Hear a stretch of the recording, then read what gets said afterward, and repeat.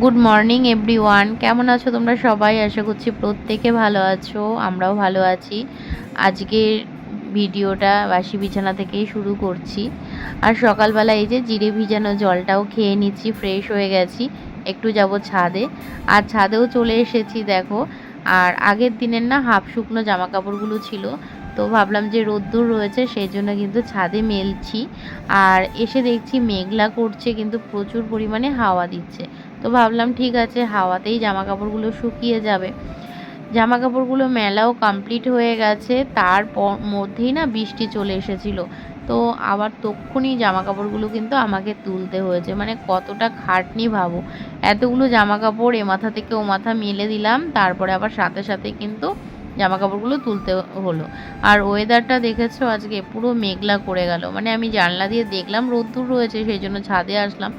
আর এরই মধ্যে মেঘলা করেছে, আবার জামা কাপড় তুলে নিয়ে নিচে আসলাম। আর আজকে এই যে সিম্পল রান্না বান্না হচ্ছে, দেখতেই পাচ্ছ। তারপরে বর আজকে বাড়ি রয়েছে, সেই জন্য কিন্তু একটু আম মাখা করে দিলাম। আর এইদিকে দেখো, আমার মেয়ে কিন্তু এই ড্রয়িংটা করেছে, বেশ সুন্দর হয়েছে ড্রয়িংটা। খাওয়া দাওয়া কমপ্লিট হয়নি আর কি, রান্নাবান্না কমপ্লিট করে স্নান করে কিন্তু এখন যাচ্ছি ভোট দিতে।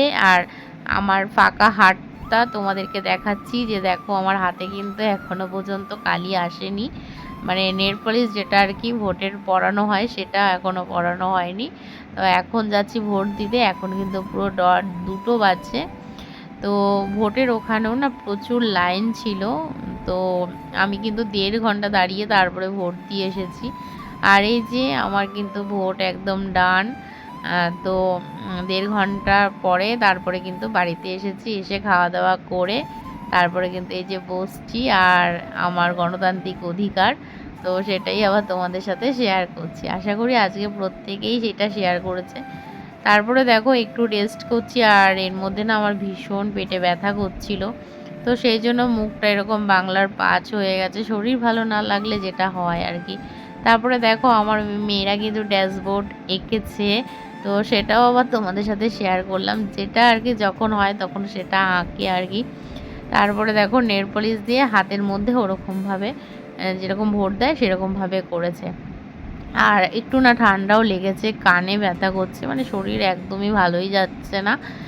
তো যাই হোক, এখন সন্ধেবেলা, আর এখন মেয়েদেরকে পড়তে বসাতে হবে।